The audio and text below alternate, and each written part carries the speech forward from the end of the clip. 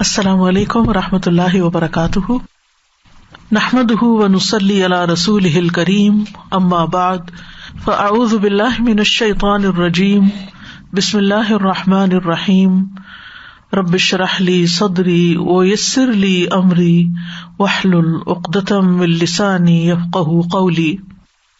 آج ہم حج پروگرام کے سلسلے میں مزدلفہ اور یوم النحر کے بارے میں پڑھیں گے۔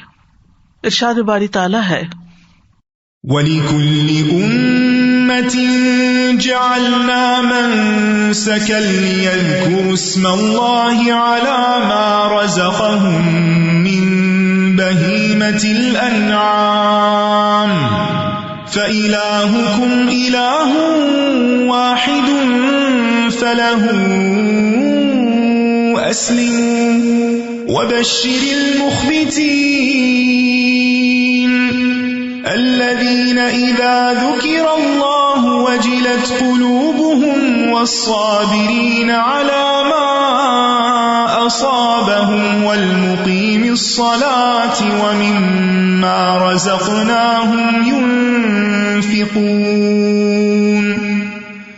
والبدن جعلناها لكم من شعائر الله لكم فيها خير فاذكروا اسم الله عليها صواف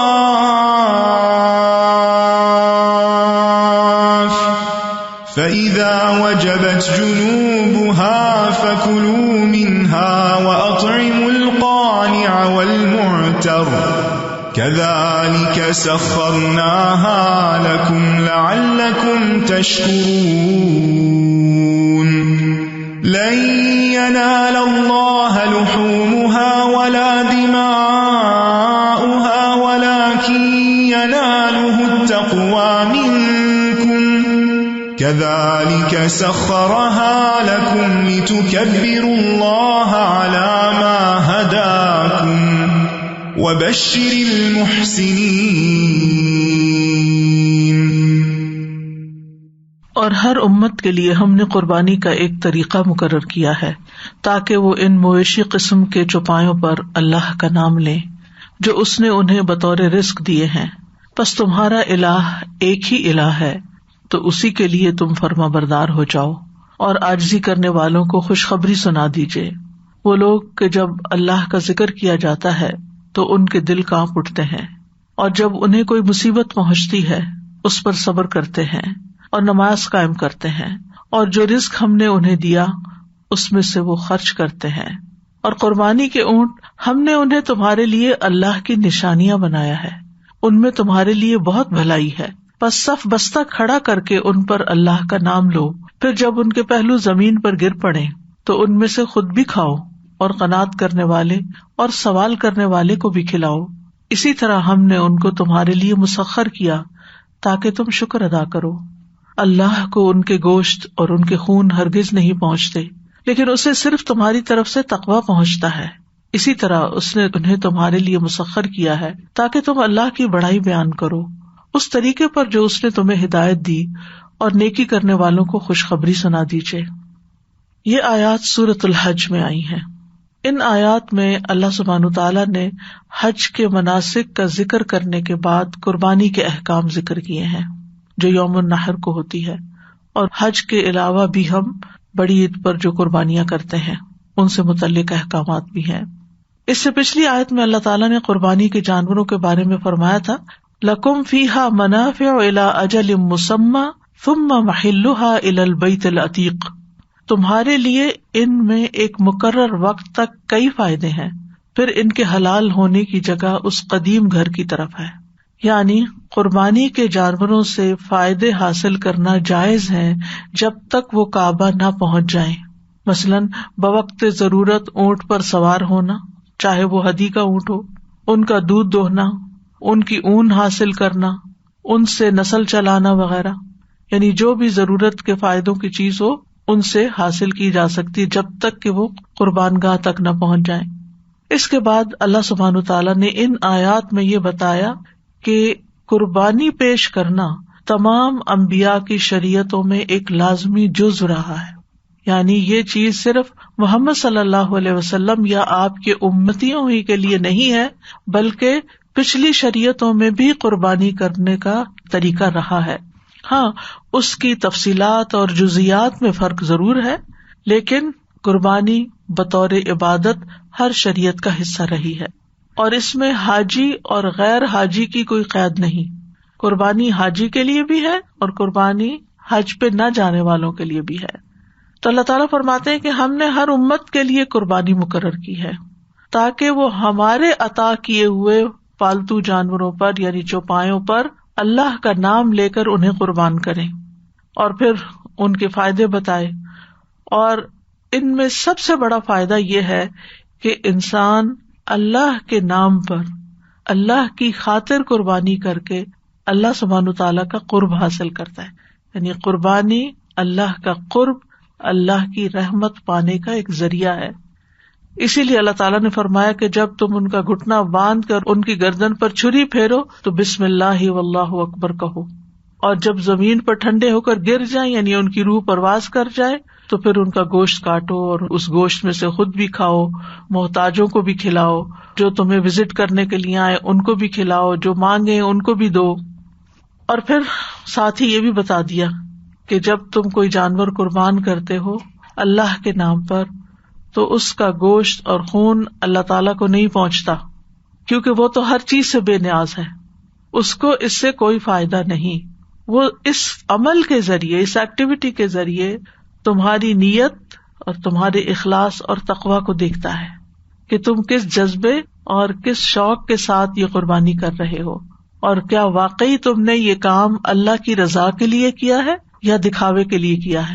کیونکہ کچھ لوگ قربانی دکھاوے کے لیے کرتے ہیں اور پھر اس میں مقابلے پر قیمتی سے قیمتی جانور جو ہے وہ لا کے قربان کرتے ہیں اور گنواتے ہیں اور بتاتے ہیں کہ ہم نے اونٹ کیا، ہم نے گائے کی، ہم نے اتنے بکرے کیے.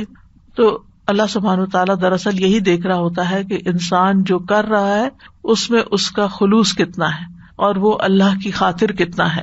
اور آخر میں اللہ تعالیٰ نے خاص طور پر یہ بتایا کہ اللہ نے تمہارے لیے ان جانوروں کو مسخر کر دیا ہے اس کام کی خاطر، تو پھر تم اللہ ہی کا شکر ادا کرو، اور ایام تشریق میں جب ان جانوروں کی قربانی کرو تو ان پر اللہ کا نام لو.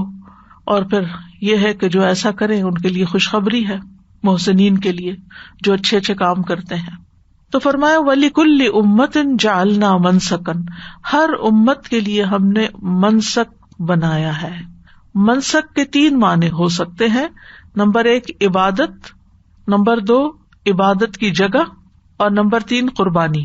یعنی ہم نے ہر امت کے لیے عبادت کے طریقے اور قربانی مقرر کی ہے. اور یہاں ان آیات کے کانٹیکس میں قربانی کا معنی زیادہ مناسب ہے کیونکہ آگے جانوروں پر اللہ کا نام لینے کا ذکر آ رہا ہے، تو یہاں مراد اس سے قربانی ہے. امام مجاہد بھی کہتے ہیں کہ اس سے مراد یہاں قربانی ہے، یعنی قربانی کا جو حکم اس امت کو دیا جا رہا ہے یہ کوئی نیا حکم نہیں ہے، بلکہ یہ سابقہ تمام امتوں میں ضروری قرار دیا گیا. اور پھر حکمت یہ ہے اس میں کہ ان جانوروں پر اللہ کا نام لیا جائے اور ان کو قربان کر کے اللہ کا شکر ادا کیا جائے تاکہ اللہ سبحانہ وتعالیٰ انسان کو مزید خیر و برکت سے نوازے. اور پھر ان کا کھانا اور ان کی کھال اور ان کے دیگر فوائد تو اپنی جگہ ہیں ہی. اور پھر لِيَذْكُرُ اسْمَ اللَّهِ، اللہ کا نام اس پر ذکر کرے، یہ تاکید ہے. لہذا گوشت اسی وقت حلال ہوتا ہے جب اس پر اللہ کا نام لیا جاتا ہے، کیونکہ دنیا میں قربانی صرف مسلمان ہی نہیں کرتے، دیگر قومیں بھی قربانی کرتی رہی ہیں اور ابھی بھی کرتی ہیں. وہ عام طور پر بتوں کے نام پہ قربانی کرتی ہیں یا اپنے دیوتاؤں کے نام پہ قربانی کرتی ہیں. اس میں بعض اوقات وہ انسانوں تک کی قربانی بھی کر جاتے تھے. اور آج بھی آپ دیکھیں کہ مسلمانوں کے اندر اللہ کی خاطر قربانی کرنے کی بجائے بعض اوقات وہ مختلف آستانوں پہ جا کے، مزاروں پہ جا کے بکرے دیتے ہیں یا غیر اللہ کے نام پہ قربانی کرتے ہیں. تو قربانی جو ہے یہ ایک عبادت ہے اور اس میں اللہ کے ساتھ کسی کو بھی شریک نہیں کرنا چاہیے. یعنی نہ دکھاوا ہونا چاہیے جو ریاکاری شرک اصغر ہے، اور نہ ہی غیر اللہ کے نام پر اس کو خوش کرنے کے لیے قربانی کرنی چاہیے یعنی کسی بھی دیوتا یا بت کو، بلکہ اس کے برعکس کس لیے کرنی چاہیے قربانی؟ اللہ کو خوش کرنے کے لیے. نبی صلی اللہ علیہ وسلم کا طریقہ کیا تھا؟ حضرت انس کہتے ہیں نبی صلی اللہ علیہ وسلم نے 2 چتکبرے مینڈھوں کی قربانی کی. میں نے دیکھا کہ آپ اپنے پاؤں جانور کے اوپر رکھے ہوئے ہیں اور بسم اللہ واللہ اکبر پڑھ رہے ہیں، اور اس طرح آپ نے دونوں مینڈھوں کو اپنے ہاتھ سے ذبح کیا. آپ مدینہ میں جب بھی عید کا موقع آتا قربانی کرتے اور اپنے ہاتھ سے خود قربانی کرتے تھے، یعنی اپنی قربانی کو خود ذبح کرتے تھے. حج کے موقع پر 63 قربانیاں آپ نے خود کی اور باقی حضرت علی کے ذمے کی. فَإِلَٰهُكُمْ إِلَٰهٌ وَاحِدٌ فَلَهُ أَسْلِمُوا، تمہارا الہ بس ایک الہ ہے، کوئی بت اور کوئی اور ہستیاں تمہارا الہ نہیں ہے، تمہارا معبود نہیں ہے، لہٰذا اس کے فرما بردار بنو، اسی کے نام پر اپنے ریچولز ادا کرو. اور جیسا کہ سورۃ الانعام میں بھی آتا ہے قُلْ إِنَّ صَلَاتِي وَنُسُكِي وَمَحْيَايَ وَمَمَاتِي لِلَّهِ رَبِّ العالمین، کہہ دیجیے بے شک میری نماز اور میری قربانی، میری زندگی اور میری موت سب اللہ رب العالمین کے لیے ہے. تو یہاں بھی قربانی نماز کے بعد ذکر کی گئی. جیسے نماز عبادت ہے ایسے ہی اللہ کی خاطر جانور قربان کرنا بھی عبادت ہے. اب دیکھیے بہت سے لوگ اس موقع پر طرح طرح کے مشورے دینے لگتے ہیں کہ ان پیسوں کو کسی غریب کی مدد کے لیے استعمال کر لیں. جو بھی سارا سال ہے آپ کے پاس غریب کی مدد کرنے کے لیے، جب اللہ کا حکم آ گیا کہ اس دن اس موقع پر اب قربانی کرو تو اس وقت آپ کو غریب یاد آ جاتے ہیں. اور یہ بھی گوشت تم سارا خود کہاں سے کھا سکتے ہو، اس میں غریبوں کا حصہ تو بہرحال ہوگا ہی اور ہونا چاہیے. لہذا فلاح اسلموا، جب معبود وہی ہے تو پھر کیا کرو، اسی کے آگے جھک جاؤ، اسی کے مطیع فرما بردار ہو جاؤ، اسی کے لیے اخلاص کو اپناؤ، اپنے آپ کو اس کے سپرد کر دو، اس کے بن جاؤ، اس کے حوالے کرو اپنے آپ کو، اس کی فرما برداری کرو. وبشر المخبتین، اور عاجزی کرنے والوں کو خوشخبری دے دیجیے، یعنی جو اللہ کے فرما بردار بن جاتے ہیں، جو اللہ کا حکم آنے کے بعد سر جھکا دیتے ہیں اور اس پر عمل کرنے کے لیے چل پڑتے ہیں، تو ایسے لوگوں کے لیے پھر خوشخبری ہے کہ اللہ تعالیٰ بھی ان سے راضی ہے اور ان کو وہ انعام سے نوازے گا. یہ جو لفظ مخبت ہے یہ اخبات سے ہے. اخبات کا لفظ خبت سے، خاباتا، نیچی جگہ کو کہتے ہیں. مخبت کہتے ہیں نیچی جگہ میں چلنے والا، اور استعارہ کے طور پر تواضع اور عاجزی کرنے والے کے لیے استعمال ہو رہا ہے. تو مطلب یہ ہے کہ مخبتین وہ ہیں جو اللہ کی خاطر تواضع اختیار کرتے ہیں، ہمبل ہوتے ہیں، خشوع اختیار کرتے ہیں. اچھا، تواضع اور خشوع میں فرق کیا ہے؟ تواضع اخلاق میں ہوتا ہے اور خشوع بدن میں ہوتا ہے. خشوع جسم کے سکون کو کہتے ہیں اور جھکنے کو کہتے ہیں، اور تواضع انسان جب کسی سے معاملہ کرتا ہے، بات کرتا ہے، لین دین کرتا ہے، اس وقت ایک ہمبل رویہ اختیار کرتا ہے. مخبتین کا ایک اور معنی یہ بھی کیا گیا کہ اللہ سے ڈرنے والے. اسی طرح اللہ کے ذکر سے مطمئن ہونے والے، ان کے دل اللہ کے ذکر سے پگھل جاتے ہیں، جھک جاتے ہیں اندر سے. مخبتین وہ جو اللہ کے لیے خالص ہوتے ہیں، وہ جن کے دل نرم ہوتے ہیں اللہ کے لیے، بندوں کے لیے بھی. عبادت میں خوب محنت کرنے والے، اللہ کے حکم پر مطمئن کہ حکم ملا ہے بس یہی کریں گے، جھک گئے. وہ لوگ جو ظلم نہیں کرتے اور جب ان پہ ظلم کیا جائے تو انتقام نہیں لیتے، ان کو بھی مخبت کہا جاتا ہے. کئی معنی، یعنی یہ ایسا جامع لفظ ہے کہ جس کی کئی جہتیں ہیں. جہتیں سے مراد یہ کہ کئی ڈائمینشنز ہیں یا کئی طرح سے اس کو استعمال کیا جاتا ہے. اور پھر آپ دیکھیں کہ مخبت نہ صرف یہ کہ اللہ کے آگے جھکنے والے، بلکہ اپنے اخلاق میں بھی بندوں کے ساتھ نرمی کا اور تواضع کا معاملہ کرنے والے، یعنی ان میں ذرا برابر تکبر نہیں ہوتا، ہمبل ہوتے ہیں. تو یہاں حج کے سلسلے میں یہ بات بیان ہو رہی ہے، تو اس کا مطلب یہ ہے کہ حاجی اور عمرہ کرنے والا اللہ تعالیٰ کے ہر حکم پر لبیک کہتا چلا جاتا ہے، اپنی مرضی نہیں کرتا. جو بات سمجھ میں آتی ہے اس پر بھی عمل کرتا ہے، اور جو بات عقل میں نہیں آتی وہ بھی کرتا ہے کہ میرے رب کا حکم ہے، مجھے یہاں بلایا گیا ہے، مجھے یہاں دعوت دی گئی ہے، اب جو مجھ سے کہا جائے گا میں وہ کروں گا. اس میں احرام کا پہننا، احرام میں مردوں کے لیے سر ننگا رکھنا، کندھا ننگا رکھنا، بس 2 چادریں پہننا، اور کئی پابندیاں اختیار کرنا، لبیک بولنا، منا، عرفات، مزدلفہ، ان میں جو جو کام کرنے ہیں وہ کرنا، طواف اور سعی، قربانی، یہ ساری چیزیں کرتے چلے جاتے ہیں. حدیث میں بھی آتا ہے کہ مومن عاجزی کرنے والے ہوتے ہیں. رسول اللہ صلی اللہ علیہ وسلم نے فرمایا مومن آسان اور نرم ہوتے ہیں، یعنی ان سے ڈیلنگ آسان ہوتی ہے، اس مانوس اونٹ کی طرح کہ اگر اس کو اپنے پیچھے چلایا جائے تو مطیع ہو کر چلتا آتا ہے، اور اگر اس کو پیچھے سے ہانکا جائے تو آگے چلتا جاتا ہے. اگر تم اس کو چٹان پہ بھی بٹھا دو وہاں بھی بیٹھ جائے گا.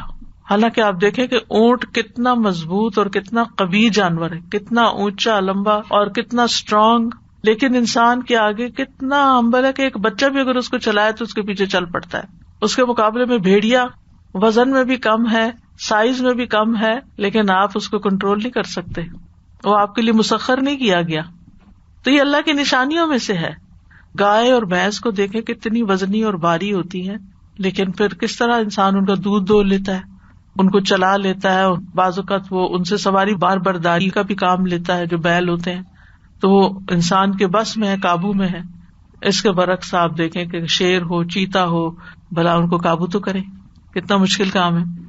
تو اللہ کے محبوب بندے جو ہیں وہ ایمان میں اسٹرانگ ہوتے ہیں لیکن ہمبل ہوتے ہیں.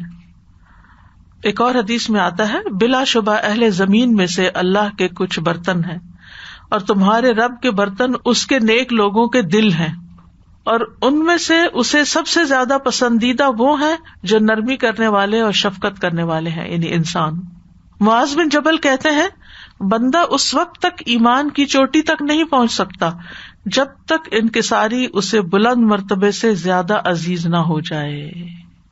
منکسر المزاج رہنا اس کو زیادہ اچھا لگتا ہے بجائے اس کے کہ وہ اکڑ کے رہے، اور دنیا کا تھوڑا ساز و سامان اسے زیادہ محبوب نہ ہو جائے. اور جن لوگوں سے محبت اور نفرت کرتا ہے وہ ان سے حق کے مطابق ہی محبت اور نفرت کرے، یعنی جتنا جس کا حق ہو اتنی ہی اس سے محبت کرے، اور جتنی جس سے نفرت کرنی چاہیے بس اتنی کرے، اور جس سے نہیں کرنی چاہیے اس سے نہ کرے. اور لوگوں کے لیے اسی طرح فیصلہ کرے جس طرح وہ اپنی ذات اور اپنے گھر والوں کے لیے فیصلہ کرتا ہے. رسول اللہ صلی اللہ علیہ وسلم نے فرمایا، کیا میں تم لوگوں کو ایسے شخص کے متعلق نہ بتاؤں جس پر دوزخ کی آگ حرام ہے اور وہ آگ پر حرام ہے؟ ہر وہ شخص جو قریب رہنے والا ہے، نرم ہے اور آسان ہے. اب سوال یہ پیدا ہوتا ہے کہ احکامات تو حج کے بیان ہو رہے ہیں اور قربانیوں کا ذکر ہو رہا ہے، اور یہاں پر مخبتین کی بات کیوں شروع ہو گئی؟ کیونکہ حج کے موقع پر اس نرمی، عاجزی اور ایک دوسرے کا خیال رکھنے کی سب سے زیادہ ضرورت ہوتی ہے، کیونکہ وہاں انسان تھکا بھی ہوتا ہے اور بہت سے اس کے اوپر کرنے والے کام بھی ہوتے ہیں، اور بعض اوقات انسان کا مزاج اس تھکاوٹ کی وجہ سے چڑچڑا ہو جاتا ہے.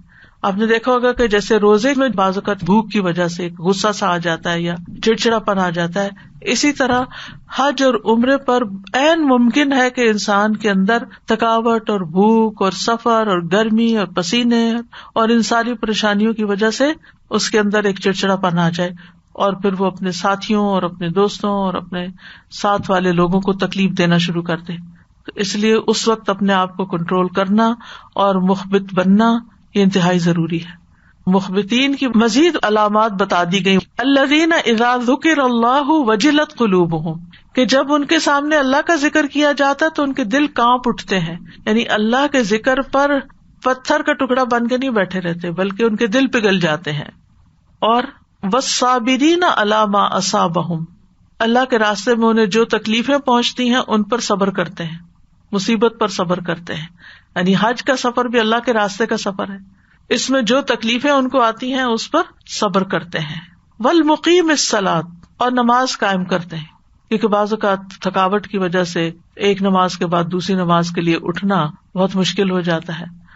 اگر آپ آدھی رات تک طواف کرتے رہے ہیں اور نماز پڑھتے رہے ہیں، اور بعض اوقات لوگ تہجد بھی پڑھ رہے ہوتے ہیں تو عین فجر کے وقت ان کی آنکھ لگ جاتی ہے، وہیں حرم میں ہی سو جاتے ہیں، وضو نہیں رہتا، نماز میں شریک نہیں ہو سکتے، تو وہ اپنی نمازوں کی حفاظت کرتے ہیں. سب سے زیادہ جس نماز کا ثواب اور اجر ہے وہ فرض نماز ہے، اور پھر جماعت کے ساتھ، اور پھر مسجد الحرام میں امام کے پیچھے. ویسے تو حرم میں کہیں بھی آپ پڑھیں لاکھ نمازیں مل جائیں، مگر امام کے پیچھے پڑھنے کا ثواب پھر وہ 27 گنا زیادہ ہو جاتا ہے، تو 1,27,00,000 بن گیا.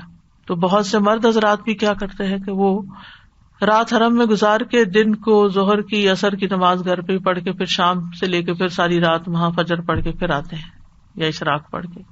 تو بہتر یہ کہ ٹائم ٹیبل ایسا بنایا جائے کہ جس میں انسان کچھ عبادت دن کے وقت کرے اور کچھ رات کے وقت کرے، کچھ آرام دن کے وقت کرے اور کچھ رات کے وقت کرے. فرض نمازوں کو میک شور کرے کہ وہ امام کے پیچھے جماعت کے ساتھ ہی پڑھ رہا ہے. اس میں کوتاہی نہ کریں. ہاں عورتوں کے لیے رخصت ہے، عورتیں جہاں ٹھہری ہوئی ہیں وہاں پڑھ سکتی ہیں، لیکن مردوں کے لیے جماعت کی نماز لازم ہے، کیونکہ وہ یقیمون الصلاۃ نہیں کر سکتے جب تک وہ جماعت سے نماز نہ پڑھیں، وہ اقامت صلاۃ ہوتی ہی نہیں. تو اس لیے ہمیں چیزوں کو پرائرٹائز کرنا چاہیے کہ زیادہ افضل کیا ہے. وَمِمَّا رَزَقْنَاهُمْ يُنْفِقُونَ، اور اس میں سے جو ہم نے انہیں رزق دیا وہ خرچ کرتے ہیں، یعنی حج کے راستے میں اپنے اوپر بھی خرچ کرتے ہیں اور اپنے ساتھیوں پر بھی خرچ کرتے ہیں. ٹھیک ہے، اگر آپ کے پاس زیادہ نہیں ہے، تھوڑا بہت ہے، تو اس تھوڑے بہت میں سے بھی کچھ نہ کچھ صدقہ کر دیجیے. لیکن اگر اللہ نے آپ کو زیادہ دیا ہے تو آپ اپنے علاوہ دوسروں پر بھی خرچ کریں. خود کھا رہے ہیں ان کو بھی کھلائیں، خود پی رہے ہیں ان کو بھی پلائیں. یعنی صرف اپنی فکر نہ کریں کہ ہر کوئی اپنا اپنا کیے ہوئے ہے، بلکہ دوسروں کے جذبات کا بھی لحاظ رکھے کہ اگر میں کچھ اچھی چیز کھا رہا ہوں تو یہ جو میرے ساتھ اس روم میں لوگ رہ رہے ہیں یا اس ٹینٹ کے اندر میرے ساتھ اور بھی ہیں تو ان کا بھی دل چاہے گا تو ان کو بھی آفر کریں. اگر اللہ نے آپ کو توفیق دی ہے تو خیرات بانٹنے والے ہوں. خیرات ہمارے یہاں ذرا برے معنوں میں لیا جاتا ہے. خیر کا معنی ہے کہ کوئی بھی خیر کا کام، نیکی کا کام، اگر آپ نہیں کچھ بانٹ سکتے تو اسمائل کرنا، کسی کا کوئی کام کر دینا، کسی کی مدد کر، یہ سب بھی اسی میں آ جاتا ہے. وَمِمَّا رَزَقْنَاهُمْ، کسی کو مال ملا، کسی کو طاقت ملی، کسی کو علم ملا، یہ سارے رزق ہیں. یعنی ہر وہ چیز جو اللہ کی طرف سے آپ کے کسی بھی کمال کے بغیر آپ کو مل جاتی ہے وہ اللہ کا دیا ہوا رزق ہے. تو پہلی صفت کیا بتائی کہ جب اللہ کا نام لیا جاتا ہے، اللہ کو یاد کیا جاتا ہے تو ان کے دل وجلت، وجل کہتے ہیں دل ہی دل میں خوف محسوس کرنا. تو یہ مومن اور غیر مومن کا فرق ہوتا ہے کہ جب اللہ کا کوئی حکم آتا ہے، اللہ کی ذات یا صفات کا ذکر کیا جاتا ہے تو دل ڈر جاتے ہیں اور استغفار کرنے لگتے ہیں اور اللہ تعالیٰ کا حکم بجا لاتے ہیں. وہ کفار کی طرح نہیں ہوتے کہ جن کے دل اللہ کے ذکر سے تنگ ہوتے ہیں. اشمئزت قلوب الذین لا یؤمنون بالآخرہ. ایک اور جگہ آتا ہے وَإِذَا تُتْلَىٰ عَلَيْهِ آیَاتُنَا وَلَّىٰ مُسْتَكْبِرًا كَأَن لَّمْ يَسْمَعْهَا. جب اس پر ہماری آیات کی تلاوت کی جاتی ہے تو تکبر کرتے ہوئے منہ پھیر لیتا ہے، گویا اس نے سنا ہی نہ ہو. كَأَن لَّمْ يَسْمَعْهَا، سنی انسنی کر دیتا ہے. تو اللہ کے ذکر سے دل اطمینان بھی پا جاتے ہیں اور دل ڈر بھی جاتے ہیں. دونوں کا ذکر یہاں پر ہوا ہے. مخبت بھی ہوتے ہیں اور پھر وجلت بھی ہوتے ہیں، اور یہ ایک دوسرے کا کنٹراڈکٹ نہیں کرتے. مطلب یہ ہے کہ سن کر ان کی بے چینی دور ہو جاتی، اطمینان میں آتے ہیں، اور پھر مزید ذکر سے ان کے دل پگھلنے لگتے ہیں اور اللہ کی طرف راغب ہو جاتے ہیں. یعنی وجل ایسا خوف نہیں ہوتا کہ سن کے اللہ کی طرف سے بھاگیں، بلکہ اور اللہ کی طرف راغب ہوتے ہیں. ان کے اندر پھر شکوک و شبہات داخل نہیں ہوتے، ان کے وسوسے دور ہو جاتے ہیں. سورۃ زمر آیت 23 میں آتا ہے نا، تقشعر منہ جلود الذین یخشون ربہم ثم تلین جلودہم وقلوبہم الی ذکر اللہ، کہ جس سے ان لوگوں کی کھالوں کے رونگٹے کھڑے ہو جاتے ہیں جو اپنے رب سے ڈرتے ہیں، پھر ان کی کھالیں اور ان کے دل اللہ کی یاد سے نرم ہو جاتے ہیں. اور دوسری چیز پھر صبر کرنے والے، یعنی سفر حج میں جتنی بھی مشکلات اور اذیتیں پیش آتی ہیں، بعض لوگوں کے سخت رویے یا خود غرضی کی وجہ سے حالات مشکل ہو جاتے ہیں، یا پھر بھوک، بیماری اور رکاوٹیں راستے کی پریشان کرتی ہیں، ان سب موقعوں پر صبر سے کام لیتے. اب صبر کیا ہے؟ صبر یہ ہے کہ اس وقت انسان خاموشی اختیار کر لے، پھر آگے سے جواب نہ دے، بحث نہ شروع کر دے، بہت لمبی چوڑی نصیحتیں اور آرگیومنٹ شروع نہ کر دے، کچھ سنائے نہیں، دو بدو ہو کے جواب نہ دے. اگر کسی ایک کو غصہ تھوڑا آ ہی گیا ہے تو دوسرا اس کو خاموشی اختیار کر لے، معاملہ ٹھنڈا ہو جاتا ہے. اگر دوسرا بھی شروع ہو جائے تو پہلا اور بڑا کٹتا ہے، پھر کام خراب ہو جاتا ہے. کیونکہ اس حال میں فمن فرض فیہن الحج فلا رفث ولا فسوق ولا جدال فی الحج، ان سب چیزوں سے بچنے کے لیے صبر ہی ضروری ہے. صبر ہو تو یہ ہو سکتا ہے، یعنی اللہ کی نافرمانی سے بھی بندہ صبر کی وجہ سے ہی رکتا ہے، ناحق جھگڑے سے بھی اللہ کی خاطر ہی رک سکتا ہے، جنسی باتوں اور ان چیزوں سے بھی انسان اللہ کے ڈر سے ہی رک سکتا ہے. اور پھر تیسری صفت تو نماز، اور نماز میں سستی نہ کرنا، وقت پر ادا کرنا، مردوں کے لیے جماعت سے پڑھنا. چوتھی صفت مما رزقناہم ينفقون ہو گئی. اور اس میں جو من ہے، من ما مطلب یہ نہیں کہا جائے کہ سارا ہی دے ڈالو، اس میں سے جو ہم نے دیا ہے اس میں سے کچھ حصہ دے دو. اور اس میں قربانی پر بھی خرچ کرتے ہیں، اس کے علاوہ جو محتاج فقیر لوگ ہیں ان پہ بھی خرچ کرتے ہیں. نیکسٹ ہے وَالْبُدْنَ جَعَلْنَاهَا لَكُم مِّن شَعَائِرِ اللَّهِ، اور قربانی کے جانور. بدنہ جو ہے یہ بدنت ان کی جمع ہے. بدنہ کا اطلاق اونٹ, گائے, بھینس وغیرہ پر ہوتا ہے. زیادہ استعمال اونٹوں پر ہوتا ہے جن کی جسامت بڑی ہوتی ہے, اس وجہ سے ان کو بدنہ کہا جاتا ہے, بدن والے, موٹے تازے. یہاں فرمایا کہ یہ اللہ کے شاعر میں سے, شاعر شاعرہ کی جمع ہے نا, وہ نشان جو نظر آتے ہیں, یعنی نظر آنے والی نشانیاں ہیں. اور پیچھے آپ کو بہت ڈیٹیل سے میں ایکسپلین کر چکی ہوں کہ اشعار کہتے ہیں قربانی کے جانور کے جسم پر کٹ لگا کر اس کا خون اس کے جسم پر ملنے کو, کہ جس سے وہ پہچانا جاتا ہے کہ قربانی کا جانور ہے. لکم فیہا خیر, تمہارے لیے ان میں خیر ہی خیر ہے, بڑی خیر ہے. خیر النکرہ, بڑی خیر ہے, یعنی ان جانوروں کے بہت سے فائدے ہیں. ہاں سواری ہو یا بار برداری ہو یا دودھ ہو یا اون ہو یا بچے ہو یا کھالیں ہو یا ہڈیاں ہو یا گوشت ہو یا چربی ہو, یو نیم اٹ, بے شمار فائدے ہیں تمہارے لیے ان میں. اللہ نے اس طرح ان کو تمہارے لیے بنایا اور پیدا کیا. اور جب تم انہیں قربان کرتے ہو دنیا کے فائدے تو اٹھاتے ہوئے ہو, اس قربانی کی وجہ سے آخرت میں بہت بڑا اجر اپنے لیے سمیٹ لیتے ہو. یعنی دونوں چیزوں کو مد نظر رکھا جائے. فاذکروا اسم اللہ علیہا صوافا, اب ان پر اللہ کا نام لو. صواف یعنی کھڑا کر کے قطار میں صف, ذبح کرتے وقت ان پر بسم اللہ پڑھو. اب بار بار اللہ کے نام کا ذکر کیا جا رہا ہے. ویسے بھی آپ کو معلوم ہے حج اور عمرے کا سفر تو ہے ہی اللہ کی یاد کے لیے, اور خصوصاً یہ ایام تشریق اور یوم النحر جس میں قربانیاں کی جائیں گی. صواف جو ہے یہ صافت ان کی جمع ہے, اور صف کا معنی ہوتا ہے قطار, یعنی اگر قربانی کے اونٹ زیادہ ہوں تو پہلے ان کو لائن میں کھڑا کر لو, صف بستہ کر لو, پھر ایک ایک کو نہر کرو. اس سے قربانی کرنے کا عمل خوبصورت ہو جاتا ہے. یہ نہیں کہ ایک بھیڑ اکٹھی کر لو, ایک کو کھینچ کے لاؤ, پھر وہ یعنی ان کو پہلے ارینج کرو, آرگنائز کرو. اس سے قربانی کے جمال و جلال میں اضافہ ہوتا ہے. اور دوسرا یہ ہے کہ انہیں کھڑا کر کے نہر کرو, لٹا کے نہیں ذبح کرو. اونٹ کو کیسے ذبح کرتے ہیں؟ کھڑا کر کے. زیاد بن جبیر کہتے ہیں میں نے دیکھا عبداللہ بن عمر ایک شخص کے پاس آئے جو اپنا اونٹ بٹھا کے نہر کر رہا تھا. آپ نے فرمایا اسے کھڑا کرو, باندھو, پھر نہر کرو. یعنی اس کا دائیں گھٹنا باندھ دیا جاتا ہے نا تاکہ وہ آگے نہ بڑھ سکے, چل نہ پڑے. تو انہوں نے فرمایا کہ یہی محمد صلی اللہ علیہ وسلم کی سنت ہے. فَإِذَا وَجَبَتْ جُنُوبُهَا, یعنی اونٹ کے نہر کا طریقہ بتایا جا رہا ہے یہاں کہ اگلی بائیں ٹانگ اس کی باندھی جائے, پھر اس کے سینے کے گڑھے میں جائے, یہاں ایک گڑھا سا نہیں ہوتا جہاں سے گردن شروع ہوتی ہے, یہاں کسی چھرے یا نیزے یا برچھے سے بسم اللہ اللہ اکبر پڑھ کر اس کو اندر مارا جائے, اور پھر اس سے وہ خون نکلنے لگتا ہے. ایسے لگتا ہے جیسے پرنالا نہیں بہ رہا تھا, کبھی آپ نے چھت سے پانی گرتے ہوئے دیکھا ہوگا, ایگزیکٹلی وہی سین ہوتا ہے. میں نے تو ٹیپ کھول دی کسی نے, تو جب سارا خون اس کا نکل جاتا ہے پھر اونٹ کھڑا نہیں رہ سکتا, کافی دیر کھڑا رہتا ہے, کیونکہ میں نے یہ قریب سے دیکھا ہے منظر.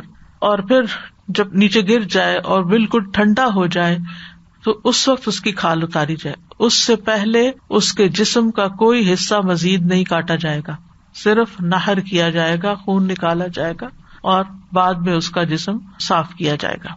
جانوروں کو ہمیشہ اچھے طریقے سے ذبح کرنا چاہیے. رسول اللہ صلی اللہ علیہ وسلم نے فرمایا بلا شبہ اللہ تعالیٰ نے ہر چیز کے ساتھ احسان کو واجب کیا ہے, ہر کام اچھے سے کرو. بس جب تم قتل کرو تو اچھے طریقے سے, اور جب تم جانور ذبح کرو تو اچھے طریقے سے ذبح کرو. تم میں سے ہر ایک کو چاہیے کہ اپنی چھری تیز کر لے اور اپنے ذبیحہ کو راحت پہنچائے, یعنی جو جانور ذبح کر رہے ہو اس کو راحت پہنچائے. یہ جب لکھا ہے نا کہ قتل کرو تو اچھا طریقے, اس کا یہ مطلب نہیں کہ لوگوں کو قتل کرنا شروع کر دو. اس کا مطلب یہ ہے کہ جب جنگ وغیرہ میں یا ویسے جو قصاص کے طور پر جب ہوتا ہے تو پھر سزا میں, تو اس وقت یہ نہیں کہ اذیت دے دے کے مارو اس کو. تو جب جانور ذبح کر چکو تو پھر کیا کرو, کتنی ڈیٹیل بتائی اللہ تعالیٰ نے. فَكُلُوا مِنْهَا, اب کھاؤ اس میں سے. تو قرآن مجید کی یہ آیات اور یہ احکامات قربانی کے سیزن کے قریب پڑھنے کی ضرورت ہوتی ہے تاکہ پوری روح اور پورے شعور کے ساتھ یہ کام کریں. صرف ہمارے بندے نہیں کہ پیسے دے دیے یا کوئی جا کے وہاں ذبح کر کے ہمیں میٹ لا دے یا پیک کر دے یا فریز کر کے دے دے. کوشش یہی کرنی چاہیے کہ اس موقع پر انسان حاضر ہو اور خود اپنے ہاتھ سے کرے. یعنی مردوں کے لیے, عورتیں بھی کر سکتی ہیں لیکن عمومی طور پہ مردوں کے لیے. اور پھر یہ کہ اس کے گوشت کی تقسیم اور ان چیزوں میں انسان اپنا ایک حصہ ڈالے اور پھر اس کو پکائے اور پھر اس کو کھائے اور شکر ادا کرے. کیونکہ بعض اوقات یہ ہوتا ہے نا کہ اچھا ہی تو اللہ کی خاطر کیا ہے, اب یہ صدقہ ہے تو اب اس میں سے تو ہم خود نہیں کھا سکتے. نہیں, قربانی کا گوشت خود بھی کھا سکتے ہیں, ہاں جب غریبوں کے نام پہ آپ صدقہ کرتے ہیں تو اس میں سے پھر خود نہیں کھا سکتے. جو استاذہ بکرا ذبح کرتے ہیں اس کو تو کہتے ہیں کہ جب وہ اس کا گوشت گرم ہی ہوتا ہے تو اس کی کھال اتار سکتے ہیں ورنہ پھر مشکل ہو جاتا ہے, لیکن اونٹ کو بالکل ٹھنڈا ہونا مطلب نہیں 3-4 گھنٹے چھوڑ دو, صرف یہ ٹیسٹ کرتے ہیں اس وقت کہ کوئی اس کے اندر حرکت تو نہیں باقی. اچھا یہ مطلب یعنی ٹو میک شیور کہ روح نکل گئی ہے بس.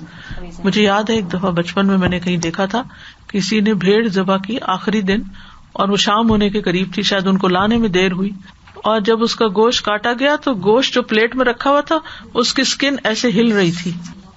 یہ میں نے اپنی آنکھوں سے دیکھا ہے. تو اس سے پرہیز کرنے کی ضرورت ہے, پوری طرح روح نکل چکی ہو.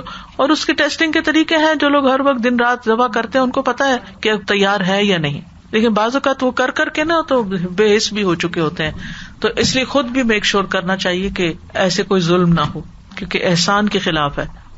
فرمایا فَكُلُوا مِنْهَا, اس میں سے خود بھی کھاؤ, وَأَطْعِمُوا الْقَانِعَ وَالْمُعْتَرَ, اور جو قناعت کیا ہوا ہے اور جو اپنی ضرورت پیش کر دے اس کو بھی کھلاؤ. رسول اللہ صلی اللہ علیہ وسلم کی آزاد کردہ غلام صوبان سے روایت ہے کہ رسول اللہ صلی اللہ علیہ وسلم نے مجھے حجۃ الوداع کے موقع پر فرمایا, یہ گوشت پکاؤ. صوبان کہتے ہیں میں نے اس گوشت کو پکا کر رکھا, آپ مدینہ منورہ پہنچنے تک اسی میں سے کھاتے رہے. یعنی اچھی طرح پکا لیا ہوگا نا کہ وہ خراب نہ ہو. اور وہاں پر تو آپ کو پتا ہے اب تک لوگ گوشت سکھاتے ہیں, نمک لگا کے سکھا لیتے ہیں, اور وہ سوکھا گوشت بہت مزے کا ہوتا ہے. ہو سکتا ہے بچپن میں آپ نے بھی کبھی کھایا ہو, ہماری نانی سکھایا کرتی تھی. اب تو لوگ چاکلیٹ اور اس طرح کی چیزیں سک کرتے ہیں, چباتے ہیں کچھ, لیکن وہ بالکل ایسے ہی ایک منہ میں رکھ کے کافی دیر تک اس کا رس چوسنے کے بعد اس کو کھایا جاتا ہے. تو آپ صلی اللہ علیہ وسلم مدینہ پہنچنے تک اس میں سے کھاتے رہے. تو اس سے کیا پتا چلتا ہے کہ اسی دن گوشت کو ختم کرنا ضروری نہیں ہے, بلکہ آپ کئی دن تک اس کو چاہے سکھا کے, چاہے فریز کر کے, چاہے پکا کے, ایسے طریقے سے رکھ کے پھر اس کو کھا سکتے ہیں. جابر رضی اللہ عنہ کہتے ہیں کہ یوم النحر میں رسول اللہ صلی اللہ علیہ وسلم اپنی قربان گاہ کی طرف بڑھے, 63 اونٹ اپنے ہاتھ سے نحر کیے. 63.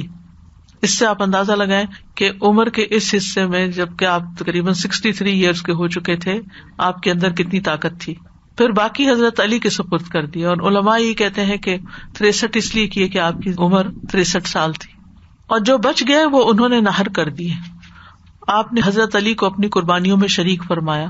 فارغ ہونے کے بعد آپ نے ہر قربانی سے گوشت کا ایک ایک ٹکڑا لانے کا حکم دیا کہ ہر اونٹ میں سے ایک ایک ٹکڑا نکال کے لایا جائے. پھر انہیں ہنڈیا میں ڈال کے پکایا گیا. تو میں سوچتی پتہ نہیں کتنی بڑی ہنڈیا ہوگی میری. تو ان دونوں نے ان قربانیوں میں سے کھایا, حضرت علی نے بھی کھایا, نبی صلی اللہ علیہ وسلم سب نے کھایا ہوگا, لیکن چونکہ انہوں نے نہر کیا تھا تو انہوں نے خود بھی کھایا اور شوربہ بھی پیا. تو قانع کہتے ہیں قناعت کرنے والے کو, کہ جو اللہ نے دیا ہے اس پر صبر کرے اور کسی کے آگے ہاتھ نہ پھیلائے. اور معتر کہتے ہیں اپنی ضرورت پیش کر دینے والے کو, یعنی جو سوال کر لے. تو دونوں کے لیے جائز ہے, دونوں کو ہی دیا جا سکتا ہے. یعنی قربانی کے گوشت میں سب کا حصہ ہے, اپنا بھی حاجت مندوں کا بھی. ایک وہ جو بہت صابر و شاکر ہیں اور ضرورت مند ہوتے ہوئے بھی سوال نہیں کرتے اور لوگوں کو ان کی ضرورت کا پتہ بھی نہیں چلتا, اور دوسرے وہ جو ضروریات سے مجبور ہو کر لوگوں سے سوال کرنے لگتے ہیں. تو اللہ تعالیٰ نے دونوں کا ذکر کر دیا کہ دونوں کو دیا جا سکتا ہے. رسول اللہ صلی اللہ علیہ وسلم نے فرمایا فَكُلُوا وَادَّخِرُوا وَتَصَدَّقُوا, خود کھاؤ, ذخیرہ کر لو اور صدقہ کر لو, یعنی تینوں کام کر سکتے ہو. پھر اس گوشت کو خود تقسیم کیا جائے. ایک شخص منا کے میدان میں نبی صلی اللہ علیہ وسلم کے پاس حاضر ہوئے. اس وقت نبی صلی اللہ علیہ وسلم قربانی کا گوشت تقسیم کر رہے تھے, یعنی آپ خود اس کام پر لگے ہوئے تھے. آگے فرمایا کذالک سخرناھا لکم لعلکم تشکرون, اس طرح ہم نے ان جانوروں کو تمہارے لیے مسخر کیا تاکہ تم شکر ادا کرو. یعنی اتنے بڑے بڑے کبھی ہیکل, اونٹ, بیل جو طاقت میں تم سے کئی زیادہ ہے تمہارے تابع کر دیے, وہ سرنڈر کیے ہوئے تمہارے سامنے. تم اپنے آپ کو اللہ کے تابع کرو, جبکہ تم اس سے بھاگ نہیں سکتے, اللہ کو عاجز نہیں کر سکتے. یہ جانور تو تمہیں عاجز بھی کر سکتے ہیں. تو مطلب یہ ہے کہ جو فائدہ اٹھانا چاہو ان سے اٹھاؤ, لیکن اس کے بعد یہ ہے کہ اللہ کا شکر ادا کرو. آخر میں فرمایا لن ینال اللہ لحومها ولا دماؤها ولکن ینالہ التقوی منکم. اللہ تعالیٰ کو ان جانوروں کا گوشت اور خون نہیں پہنچتا, لیکن اس کو تقویٰ پہنچتا ہے. گوشت تو تم خود کھا جاتے ہو, خون تو بہہ کے زمین میں چلا جاتا ہے, یہ تو سب زمین پہ ہی رہ گیا. کچھ تمہارے پیٹ میں چلا گیا, کوئی زمین کے پیٹ میں چلا گیا. اللہ تعالیٰ کو تو کچھ بھی نہیں پہنچا. وہاں کیا جاتا ہے, تو کس دل سے یہ قربانی کی؟ تمہارا تقویٰ جاتا ہے. تم کیا سوچ رہے تھے، کس محبت سے تم نے ان پر اپنا مال خرچ کیا، اور کس طرح پھر ان کو سنت کے مطابق ذبح کیا، اور پھر کس طرح ان کی تقسیم کی، اور کس طرح کھایا اور کھلایا. یعنی ساری عید کا جو منظر ہے وہ اللہ تعالیٰ کے سامنے ہے، وہ دیکھ رہا ہے کیا کرتے ہو تم. جاہلیت کے زمانے میں لوگ جب اونٹ وغیرہ ذبح کرتے تھے تو اس کا خون جمع کر کے پھر جا کے بتوں پہ ملتے تھے، چھڑکتے تھے، ملتے تھے. لیکن یہاں فرمایا کہ اسلام میں ایسا کچھ نہیں ہے. اللہ تعالیٰ کو یہ خون نہیں چاہیے. تمہارے معبود جو ہیں ان کو خون چاہیے لیکن اللہ کو نہیں چاہیے. اور یاد رکھیے کہ ہر شخص کے تقویٰ اور اخلاص کے مطابق اس کی قربانی کا اجر ہے. ٹھیک ہے، سائز کا بڑا چھوٹا ہونا بھی میٹر کرتا ہے، لیکن اصل بات یہ ہے کہ تمہارا دل کتنا تھا یہ کام کرنے کو، کس محبت اور شوق سے کیا تم نے یہ کام، کیونکہ اللہ تعالیٰ دلوں کو دیکھتا ہے. حدیث میں آتا ہے رسول اللہ صلی اللہ علیہ وسلم نے فرمایا، بے شک اللہ نہ تمہارے جسموں کو دیکھتا ہے نہ تمہاری صورتوں کو، لیکن وہ تمہارے دلوں کی طرف دیکھتا ہے. اور آپ نے اپنی انگلیوں سے اپنے سینے کی طرف اشارہ فرمایا.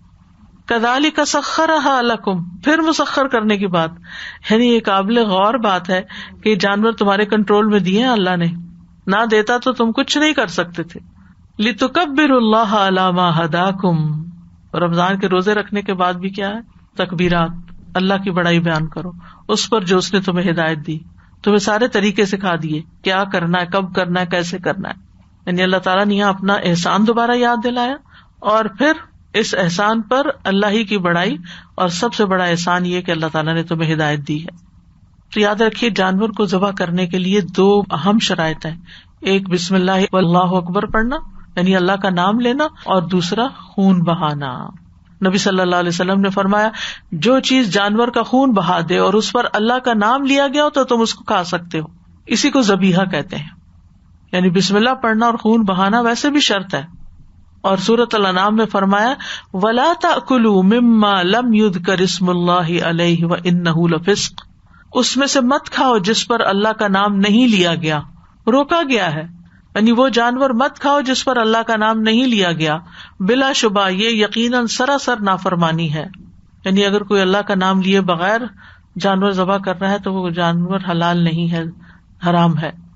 اور پھر آپ دیکھیے کہ یہاں جو تکبیر کی بات ہے تو حج کے سارے مناسک ادا کرتے ہوئے تکبیرات پڑھنی چاہیے، اور خصوصاً ایام تشریق میں تکبیرات پڑھنی چاہیے. اور دل میں کیا ہونا چاہیے تکبیرات پڑھتے ہوئے؟ اللہ کا شکر ہونا چاہیے، اللہ کی یاد ہونی چاہیے. 5 نمازوں کے بعد بھی تکبیرات پڑھی جاتی. اور عشرہ ذوالحجہ کی سب سے بڑی عبادت کیا ہے؟ تکبیرات کا پڑھنا، کہ اللہ نے ہدایت دی ہمیں. وبشر المحسنین، اور احسان کرنے والوں کو بشارت دے دیجیے. کون ہے یہ احسان کرنے والے؟ حدیث جبریل میں آتا ہے نا کہ جبریل علیہ السلام نے نبی صلی اللہ علیہ وسلم سے سوال کیا تھا مل احسان، احسان کیا؟ تو انہوں نے کیا کہا تھا؟ ان تعبد اللہ کأنک تراہ فإن لم تکن تراہ فإنہ یراک، کہ تم اللہ کی ایسے عبادت کرو گویا تم اللہ کو دیکھ رہے ہو، اور اگر ایسا نہ محسوس ہو تو پھر یہ یاد رکھو کہ اللہ تو تمہیں دیکھ رہا ہے. تو یہاں حج کے دوران، قربانیوں کے دوران، ان ایام کے دوران تقوی اور احسان یہ اپنے ساتھ رکھو، یہ محسوس کرو کہ اللہ تمہیں دیکھ رہا ہے، اس کو تمہاری ساری قربانی کا پتہ ہے. جانور تو تم نے قربان کیا جو تمہارے نفس کی قربانی ہے یا وقت کی قربانی ہے یا مال کی قربانی ہے، یہ سب بھی اللہ کی نگاہ میں ہے، اور اس پر اللہ تعالیٰ بدلہ دے گا. خوشخبری دے دو، یعنی جنہوں نے احسان کے درجے پر حج کیا، قربانیاں کی، ان کے لیے خوشخبریاں ہیں، گڈ نیوز ہے. تو محسنین وہ ہوتے ہیں کہ جو اللہ کے ساتھ بھی معاملہ کرتے ہوئے، عبادت کرتے ہوئے بھی احسان کے درجے میں عبادت کرتے ہیں، اور بندوں کے ساتھ بھی معاملہ کرتے ہوئے احسان کے درجے میں کام کرتے ہیں. ان سے اچھے سلوک سے پیش آتے ہیں، ان کو مالی یا کوئی علمی فائدہ پہنچاتے ہیں، یا اپنے جاہ و منصب کے ذریعے کو فائدہ دیتے ہیں، ان کی خیر خواہی کرتے ہیں، ان کو کسی نیکی کا حکم دیتے ہیں، برائی سے روک دیتے ہیں، کوئی اچھی بات کہہ دیتے ہیں. یہ سب احسان میں آتا ہے. سورۃ البقرہ میں آتا ہے وَأَحْسِنُوا ان اللہ یحب المحسنین، محسنین کی بشارت کیا کہ انہیں اللہ کی محبت حاصل ہو جاتی ہے. اور هل جزاء الاحسان الا الاحسان، یعنی تم نیکی کرو گے تو تمہارے ساتھ بھی اللہ تعالیٰ احسان کا معاملہ فرمائیں گے. وسنزید المحسنین، اور احسان کیا ہوتا ہے؟ کسی کے حق سے زیادہ اس کو دینا، یعنی تمہیں بہت کچھ ملے گا، زندگی میں تمہارے راستے آسان ہو جائیں گے. سزا اکثر حرم میں جائیں تو جب جنازہ پڑھ رہے ہوتے ہیں نا تو عورتیں نہیں اٹھتی، تو اگر آپ ان کو یہ بتا دیں نا، جیسے عبداللہ بن عمر رضی اللہ تعالیٰ عنہ کی حدیث ہے کہ انہوں نے پتھر ہاتھ میں تو پھینکے تھے کہ مجھے پتہ ہی نہیں تھا کہ اس کا اجر اور ثواب کتنا ہے، کہ ایک قنطار جتنا، تو ان کو بتایا الحمدللہ یہ کتنی بڑی بات ہے کہ وہ اگر آپ ان کو یہ بتا دیں گے تو وہ باقی کی نمازیں پڑھ لیں گے. اور قرآنی اور مسنون کتابوں کے ڈھیر عورتیں لے جاتی ہیں اور پھر وہاں پر بانٹتی ہیں. استاذہ اتنی محبت سے لوگ پڑھتے ہیں وہ کتابیں، اتنا شوق کہ ہمیں دعائیں سمجھ نہیں آ رہی تھی کہ کیا دعا مانگے. تو یہ بھی ایک مدد ہی ہے کہ احسان ہے. ہاں یعنی جن کو آپ جانتے نہیں آپ ان کے ساتھ نیکی کر رہے ہیں، یعنی جن سے آپ کو کبھی کوئی ریٹرن ملنے والا ہی نہیں. ہاں جی بالکل. اور ہر زبان کا بندہ، کیونکہ عربک سب کو پڑھنی آتی ہے، اردو نہیں آتی، انگلش نہیں آتی، لیکن عربک آتی ہے الحمدللہ. کسی کو انگلش آتی، کسی کو اردو آتی، کسی کو عربی آتی. سازا جی احسان کے بارے میں مجھے خیال آ رہا تھا کہ بہت ساری نیکیاں وہاں جا کے کرنے میں ہرس بھی ہوتی ہے، لوگ کرتے بھی ہیں، لیکن بہت دفعہ ایک جو احسان والی بات ہے نا کہ لوگوں کو معاف کر دینا، درگزر کر دینا، وہ نہیں کرتے. یعنی کوئی زندگی میں فیملی کے ایشوز ہیں، بس سب کے لیے دعائیں کی، بس اس ایک بندے کے لیے دعا بھی نہیں کی.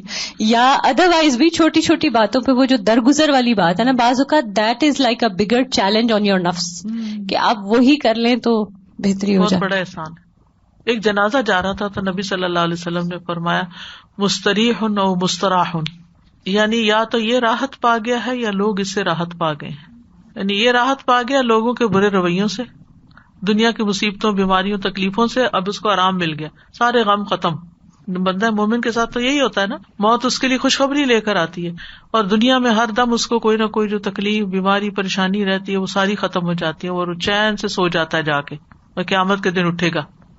اور مستراح وہ ہے کہ جس سے لوگ اتنے تنگ ہیں کہ دعا کرتے ہیں کہ یہ ہمارے جان چھوڑے، اور جب وہ مر جاتا ہے شکر کرتے. تو اب ہمیں سوچنا چاہیے کہ ہم لوگوں کے لیے کیا ہے، لوگوں پہ بوجھ ہیں یا لوگوں کے لیے آسانیاں پیدا کرنے کا ذریعہ ہے. ہم واپس آ رہے تھے، کینیڈا واپسی کا رستہ تھا، تو ایک جہاز میں آنا تھا سب لوگوں نے، ہمارا گروپ تھا، لیکن استاذہ جو بحث مباحثہ تھا آپس میں، ایک جہاز میں لائن میں لگے ہوئے، میرے سے پہلے یہ کیوں چلا گیا اور میں پیچھے کیوں، اور میں کہہ رہی تھی کہ یہ اس میں لڑنے کی بات ہے، تھوڑی دیر کے بعد سارے اسی جہاز میں بیٹھے ہوئے تھے، لیکن وہ ایک فتنے میں پڑ گئے. نہ صرف یہ کہ اندر جاتے ہوئے فتنے میں لوگ پڑتے ہیں، اللہ رحم کرے. جس جہاز میں مسلمانوں کی اکثریت ہوتی ہے وہ جہاز ابھی رکتا نہیں کہ کیبنز کھلنے لگتے ہیں. مجھے سمجھ نہیں آتی کہ اتنی جلدی کس بات کی ہے، کس بات کی جلدی ہے. گھر ہی جانا نا، اور شوق سے گھر سے نکلے تھے سیر کرنے، وہ منع کر رہے ہوتے، اور یقین کر ایک دفعہ میرے سر پہ کوئی چیز آ کے لگی. یعنی اتنا ڈینجرس ہے کہ وہ جہاز ابھی ڈول رہا ہے، موڑ کاٹ رہا ہے، پارک کر رہا ہے، جو بھی، لیکن یہ کہ لوگوں کو سمجھ نہیں آتی. ٹھیک ہے اگر آپ کو فکر، آپ نظر رکھیں کہ کوئی اور آپ کا ملتا جلتا غلطی سے نہ لے جائے، لیکن یہ کہ اور دوسروں پہ شک کرنے کی وجہ بہتر ہے اپنی نشانیاں لگا کے جائیں، کچھ ربن وبن باندھ کے جائیں، پتہ چلے. کیونکہ بازو کے سوٹ کیسز اب بالکل ایک جیسے ہوتے ہیں اور کوئی فرق نہیں ہوتا، اور ایسی غلطیاں ہوتی بھی ہیں اور آپ کے علم میں بھی ہوگی کہ وہ کسی اور کا بیگ اٹھا لائے اور پھر پیسنجر ملا بھی نہ. تو یہ چیزیں ہوتی ہیں، تو پھر اس کا بندوبست انسان پہلے سے جائے. اللہ نے عقل کس لیے دی ہے کہ ایسی چیزوں سے بجائے اس کو پریشانی کرنے کے پہلے سے انتظام کرے. استاذہ میرا بھی اپنا ایکسپیرینس ہے کہ میں یہی کہتی ہوں کہ جب حج کی جو ٹریننگ ہو رہی ہوتی ہے نا، تو مسافروں کو سفر کی ٹریننگ بھی ضرور دینی چاہیے. جو جہاز میں بیٹھتے ہیں مینر سکھانے چاہیے. لٹرلی ہمارے محسنین میں یہ سب شامل ہو سکتا ہے. اگر صرف حج کا ٹاپک آپ محسنین رکھ لینا تو اس آیت سے ہی پتہ چلتا ہے کہ قربانی تمام شریعتوں میں رہی ہے اور تمام شریعتوں کے اصول ایک جیسے ہیں، اگرچہ اقسام مختلف ہیں. اور پھر یہ کہ قربانی کے ذریعے اللہ کا قرب حاصل کرنا مقصود ہے، اور ان جانوروں پر اللہ کا نام لینا چاہیے. اور یہ ذبح ایک عبادت ہے، یعنی اس کو عبادت سمجھ کے کرنا چاہیے.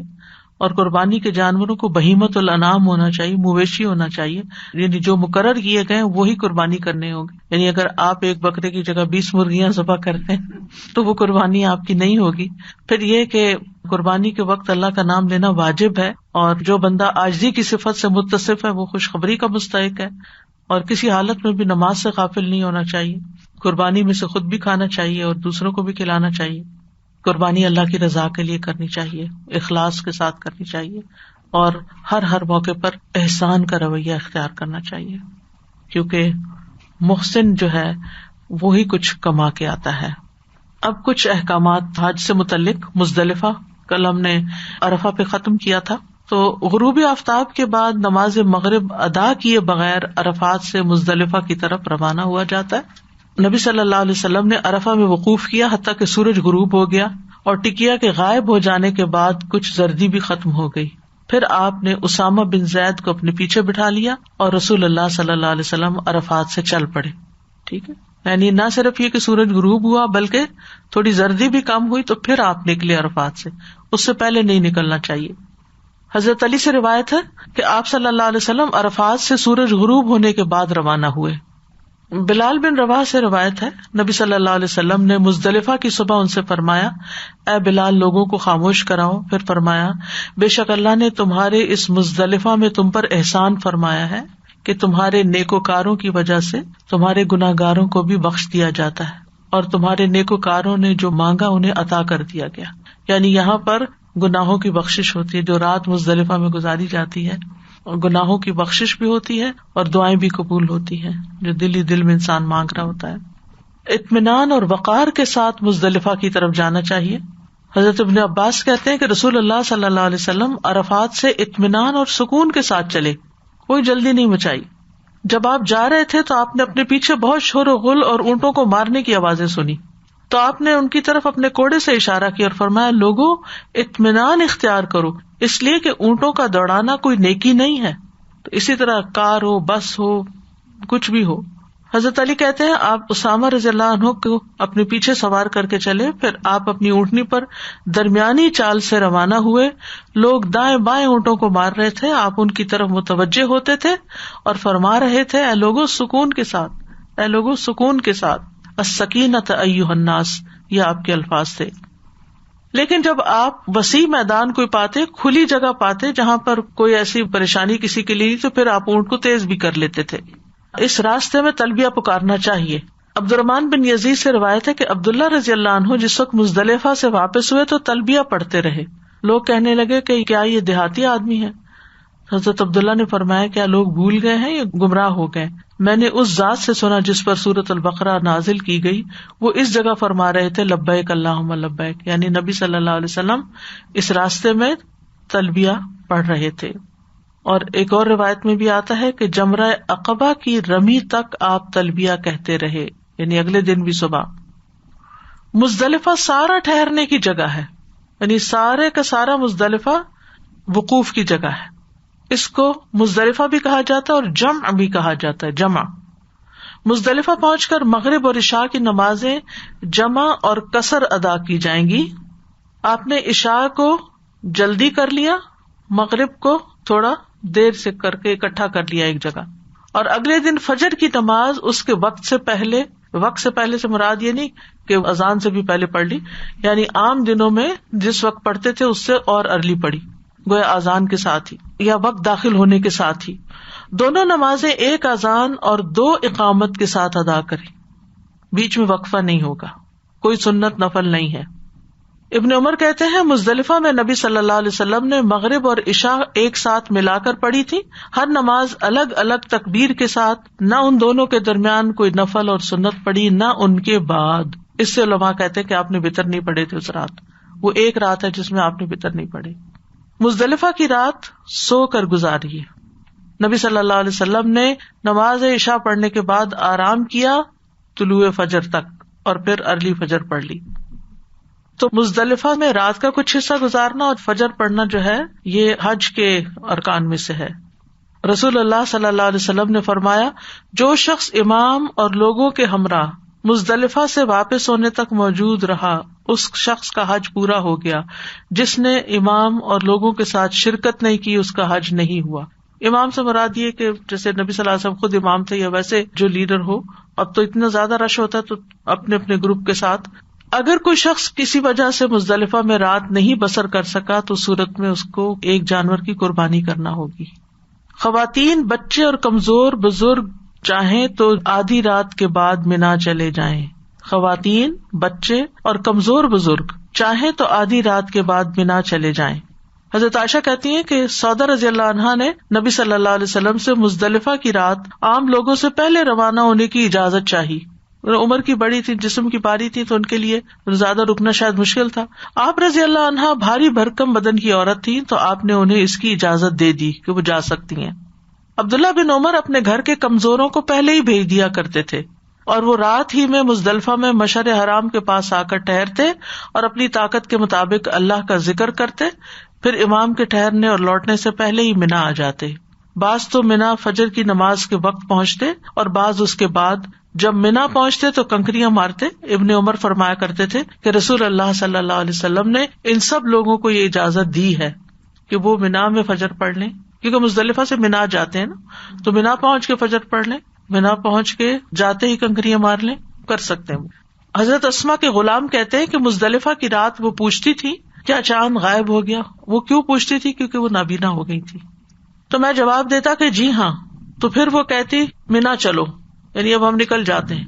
پھر ہم نکلتے، منا پہنچتے، حتیٰ کہ وہ جمرہ کو رمی کرتی۔ خواتین اور کمزوروں کو ساتھ لے جانے والے صحت مند لوگ بھی نکل سکتے ہیں، قوی لوگ بھی نکل سکتے ہیں، کیونکہ وہ ان کو سپورٹ دے رہے ہیں، جیسے بس ڈرائیورز ہیں یا گھر کے کوئی افراد ہیں کہ جنہوں نے مریض کو لے کے جانا ہے، تو وہ بھی جلدی نکل سکتا ہے اور وہ رات کو جا کے کنکریاں مار لیں تو کفایت کر جائے گا۔ لیکن دوسرے لوگوں کے لیے مزدلفہ میں نماز فجر وقت شروع ہوتے ہی ادا کرنا ہے اور پھر مشعر حرام کے پاس ذکر اور دعائیں کرنا ہے، کیونکہ اس کا ذکر قرآن مجید میں بھی آتا ہے۔ سورج نکلنے سے پہلے وہاں سے روانگی ہے، یعنی سب لوگ جو سارا کراؤڈ ہے وہ بھی فجر کی نماز پڑھ کے دعائیں وغیرہ کر کے، ابھی سورج نہیں نکلا ہوگا تو نکل پڑیں گے۔ منا سے رمی کے لیے چنے کے دانے کے برابر جا کر پھر کنکریاں چننی ہوں گی، اور پھر اس کے بعد اگلے دن صبح کے وقت 10 تاریخ کو جو یوم النحر ہے، جمرہ عقبہ کو کنکریاں ماری جائیں گی۔ مزدلفہ جاتے ہوئے اور مزدلفہ میں کچھ غلطیاں بھی سرزد ہوتی ہیں۔ بعض لوگ مزدلفہ پہنچنے سے پہلے راستے میں ہی تھک کے پڑاؤ ڈال دیتے ہیں، وہ میدان کے اندر نہیں پہنچتے۔ تو میک شور کریں کہ جہاں آپ ٹھہرے ہوئے، ہمارے ساتھ ایک دفعہ ایسا ہوا کہ بس والے نے ایسی جگہ بس روک دی کہ جو مزدلفہ نہیں تھا، یعنی اس کی باؤنڈری سے باہر۔ تو میک شور کریں کہ وہ باؤنڈری کے اندر یا اس میدان کے اندر آپ پہنچ چکے ہیں۔ بعض لوگ پیدل حج کر رہے ہوتے ہیں، وہ تھک جاتے ہیں، وہ جہاں ان کو موقع ملتا ہے وہیں لیٹ جاتے ہیں۔ ایسا نہیں کر سکتے، یعنی کہیں بھی آپ رات نہیں گزار سکتے، آپ کو مزدلفہ کے اندر پہنچنا ہے۔ بعض لوگ راستے میں ہی نماز پڑھ لیتے ہیں، جا کے سو جائیں گے، بس ادھر ہی پڑھ لو، راستے میں ٹائم ہو گیا۔ نہیں، مزدلفہ پہنچ کے نماز پڑھنی ہے۔ بعض لوگ اتنی لیٹ پہنچتے ہیں کہ نمازوں کے وقت ہی نکل جاتے ہیں، فجر ہو جاتی ہے۔ یعنی کئی لوگوں نے ذکر کیا ایسا کہ اتنا ٹریفک کا بلاکیج ہو گیا کہ وہ ساری رات بس میں بیٹھے رہے، ایسے ہو جاتا ہے۔ پھر بس میں ہی پڑھ لینی چاہیے، ظاہر ہے حدود میں تو داخل ہو چکے ہوتے ہیں بعض اوقات، پھر وہ دم بھی دے دیں گے اگر وہ مزدلفہ نہیں پہنچے رات کو۔ آپ نے کنکریوں کا کہا تھا نا کہ واپس مینا پہنچ کے وہاں سے اٹھائیں، مزدلفہ سے بھی لے سکتے ہیں، وہاں سے بھی، جی میرا ضروری یہی نہیں، ہاں جی کوئی ضروری نہیں۔ بعض لوگ نماز فجر وقت سے پہلے ہی پڑھ لیتے ہیں کہ واش روم خالی ہے، جلدی سے وضو کرو نماز پڑھ لو، تو ایسا بھی نہیں کر سکتے۔ بعض لوگ بہت تھوڑی دیر بعد ٹچ ہی کرتے ہیں مزدلفہ کو، نکل جاتے ہیں، یہ بھی درست نہیں ہے، یہ بہت سنگین غلطی ہے۔ معذوروں کی بات اور ہے، بیماروں کی بات اور ہے، بوڑھوں کی بات اور ہے، لیکن جو صحیح سلامت ہیں، اڈلٹس ہیں، وہ ایسا نہیں کر سکتے۔ بعض لوگ مزدلفہ کی رات سوتے نہیں ہیں، تلاوت اور عبادت اور نوافل پڑھتے رہتے ہیں، یہ بھی درست نہیں ہے، یہ سنت کی مخالفت ہے۔ بعض لوگ مزدلفہ میں سورج نکلنے تک ٹھہرے رہتے ہیں، سورج نکلنے کے بعد حرکت کرتے ہیں، یہ بھی درست نہیں ہے۔ تو ان غلطیوں سے پرہیز کرنی چاہیے۔ اللہ سبحانہ وتعالیٰ قبول کرے۔ وآخر دعوانا ان الحمد للہ رب العالمین۔ سبحانک اللہم وبحمدک، اشہد ان لا الہ الا انت، استغفرک واتوب الیک۔ السلام علیکم ورحمۃ اللہ وبرکاتہ۔